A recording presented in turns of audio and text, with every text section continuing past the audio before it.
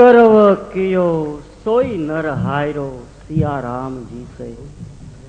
કેટલા દ્રષ્ટાંતો આપે છે. ગર્વ કિયો એક ચકવાને ચકવીએ રેન વિજોગ કરી ડાયરો. આ સંધ્યા પ્રકારનું ભજન, અને એ પછી આરતી થાય. સંતવાની શરૂઆત થાય રાતના 9:30 વાગ્યે. 9:30 જયારે સંતવાણીની શરૂઆત થાય ને, ત્યારે ગણપતિના ભજનોથી શરૂઆત થાય. પરમ દિવસે આપણે વાત કરેલી ગણપતિના 3 પ્રકારના ભજનો, ઉલટ, પાઠ અને નિર્વાણ. ગણપતિનું સ્વરૂપ વર્ણવતા ભજનો, એના જન્મની કથા કહેતા ભજનો અને મંગલ પ્રસંગે એમને નિમંત્રણ આપતા ભજનો એ ઉલટના ગણેશ. બીજ માર્ગી ગુપ્ત પાઠ ઉપાસના સમયે ગવાતા એ પાઠના ગણેશ. અને ત્રીજા નિર્વાણના ગણેશ, કોઈ મહાપુરુષ સંત અને સાધકને જ્યારે ભૂમિદાહ આપવાનો હોય ત્યારે જે ગુપ્ત ગાયત્રી ગવાતી હોય, અને એની સાથે 5 તત્વ શું છે, 3 ગુણ શું છે, 25 પ્રકૃતિ શું છે, સમગ્ર બ્રહ્માંડનું સર્જન કેવી રીતે થયું છે અને આ પિંડનું સર્જન કેવી રીતે થયું છે, એનું આખું વિજ્ઞાન દર્શાવતા જે ભજનો છે એ નિર્વાણના ગણેશ છે. તો આ ગણપતિના ભજનો ગવાય અને પછી ગુરુ મહિમા ગવાય. સદગુરુ કબીર સાહેબ શું કહે છે કે સાધો તો સતગુરુ મોહી ભાવે. કેવા સતગુરુ કબીર સાહેબ ને ભાવે છે, ગમે છે? સતનામ કા ભર ભર પ્યાલા આપ પીવે મોહી પાવે. સાધો સો સતગુરુ મોહી ભાવે. ગુરુ મહિમાના પદો ગવાયા પછી વૈરાગ્ય ઉપદેશના પદો ગવાય. અને એમાં શું ગવાય કે માનવ જીવન શું છે, તારે શું કરવાની જરૂર છે, શા માટે તું આવ્યો છે, તારે શું લઈ જવાનું છે. એવા દોરંગા ભેળા રે નવ બેસીએ, ઘડીક ઘોડે ને ઘડીક પેગડે, ઘડીકમાં વાટુના વૈરાગી બની જાય. એવા દોરંગા ભેળા નવ બેસીએ. એ તો ઘડીક ગુરુ અને ઘડીક ચેલકા, ઘડીમાં પીર થઈને પૂજાય. એવા દોરંગા ભેળા નવ બેસીએ, એમાં પત પોતાની જાય. આ વૈરાગ્યનો ઉપદેશ મળ્યો મનુષ્ય જન્મ અવતાર માંડ કરીને, અંતે ખાશો જમના માર પેટ ભરીને, માટે રામ નામ સંભાર. આ આપણી પરંપરા. આવા વૈરાગ્ય ઉપદેશના પદો, એવા ભજનો ગવાય. અને પછી જે ભજનો ગવાય એ પરમ તત્વની આરાધનાના, નિર્ગુણી વાણીના, વેદાંતના વિષયોના અને માનવ જીવનને એની મહત્તા સમજાવતા ભજનો. એમાં શું હોય? દ્રષ્ટાંતો હોય જુદા જુદા. કેવી રીતે આ માણસ ભૂલો ભટકે છે એની સાચી સમજણ આવા પદોમાં અપાઈ હોય કે તારી અંદર જ પરમાત્મા છે ભાઈ, તું બહાર ભટકવાનું છોડી દે. કસ્તુરી છેરે મૃગલાની માય, મારી મેનારે બોલે ગઢને કાંગરે. એવો મૃગલો વનમાં ભટકતો હોય, ખારા સમુદ્રમાં એક છીપ બેઠી હોય, એની અંદર મોતી હોય પણ એને એનું ભાન ન હોય.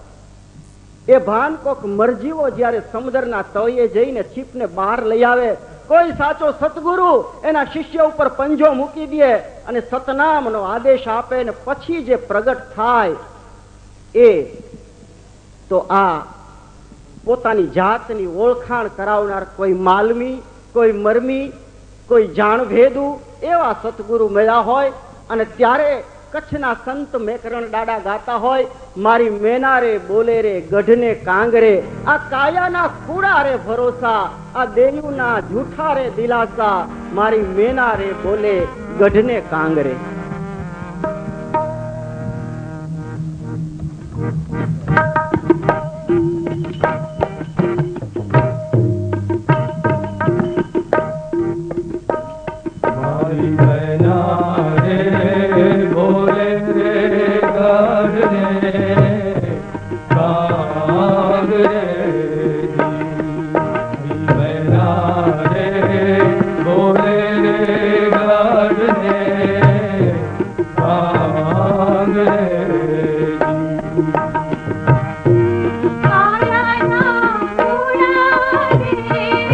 ભરોસા દેવુના જૂઠા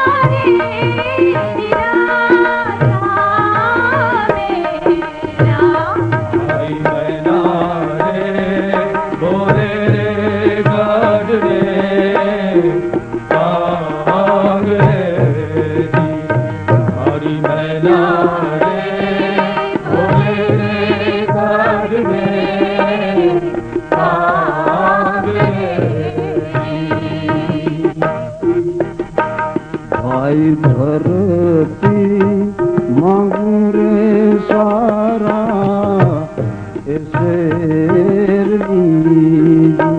भाई धरती मांगू रे सारा जी भाई धरती ए मांगू सारा ऐसे भाई धरती मांगू रे सारा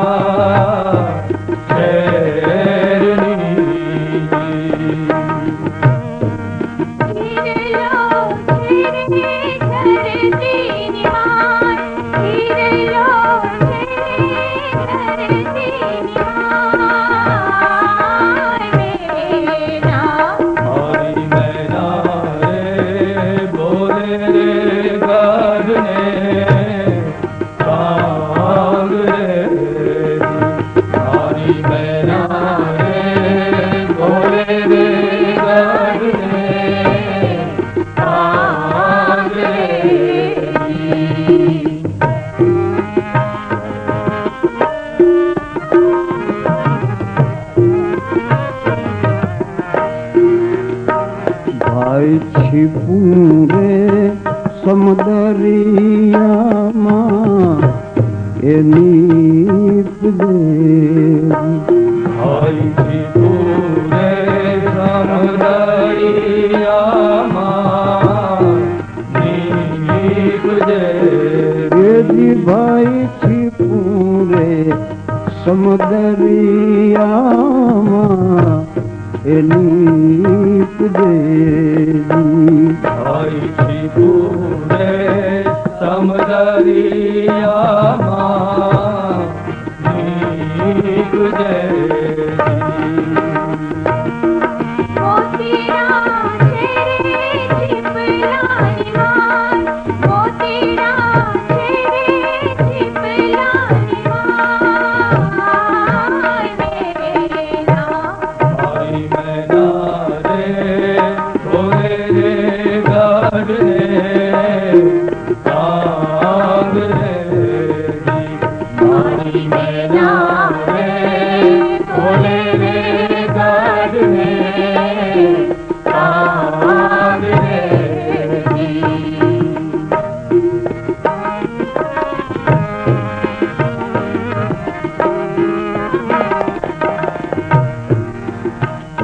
भाई वन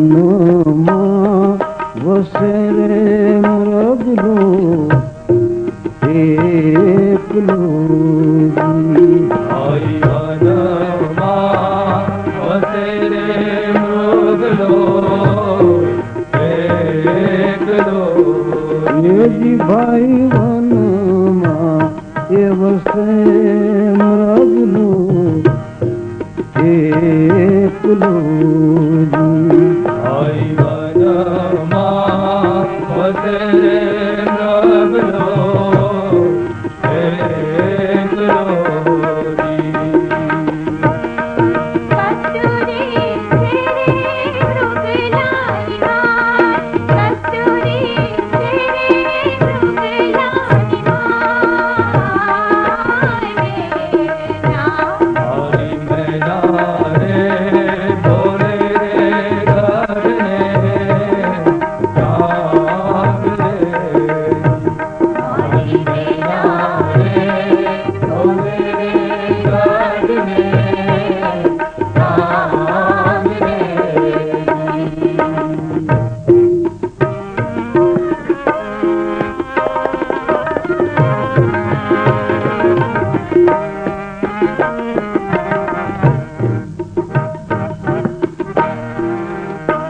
भाई मैं नाने मैं प्राण देऊं एक छे भाई मैं नाने मैं प्राण जी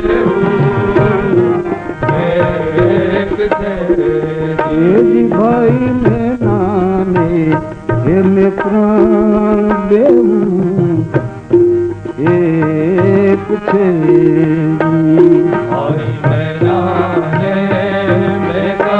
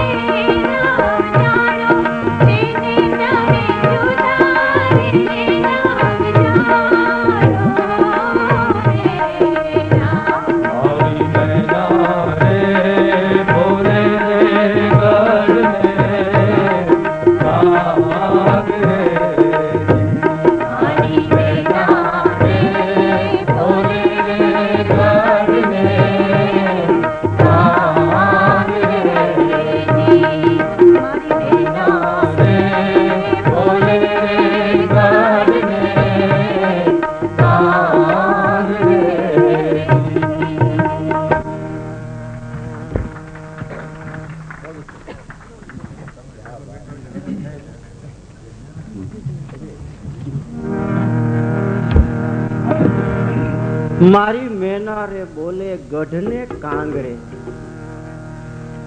શા માટે ગઢને કાંગરે શબ્દ વપરાયો છે સંતવાણીમાં?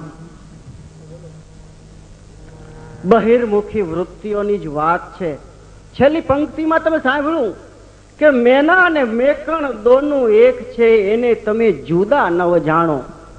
દશે ઇન્દ્રિયોની બહિર્મુખી વૃત્તિ એ ગઢના કાંગરા ઉપર બેઠી છે. આપણી આંખો અંદરનું જોતી નથી, બહારનું જુએ છે. આપણા કાન અંદરનું સાંભળતા નથી, બહારનું સાંભળે છે. અને એટલે જ આપણી બહિર્મુખી વૃત્તિઓને કારણે જ આપણને પરમ તત્વ કંઈક દૂર દૂરનું લાગે છે. પણ અંદર ઉતરીને જોઈએ, અંદર ઉતરીને સાંભળીએ તો શું દેખાય, શું સંભળાય?